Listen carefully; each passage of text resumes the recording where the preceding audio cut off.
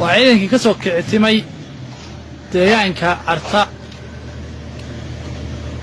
سواق رون واخن تلي وتي كمانركي أرتن تلي كسودو بسم الله الرحمن الرحيم وقاسان لحكن محمود سعيد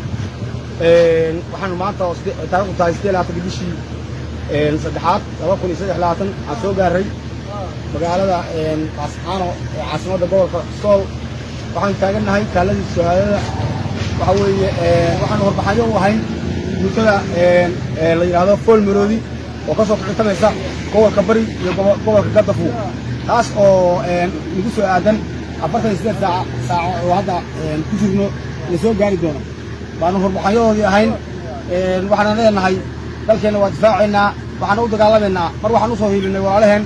oo hiil walaalaheen gobolka Sool baan u soo hiilinay marna waxaan u hiilinaa Soomaali oo dhan baan u hiilinaynaa oo la doonayo in la kala gooyo oo loo qaybiyo laba jeerba hiil baan ugu nimid meeshaan waana joogi doonaa waana difaaci doonaa hadii la yiraahdo الله أكبر الله أكبر الله أكبر أجلس قول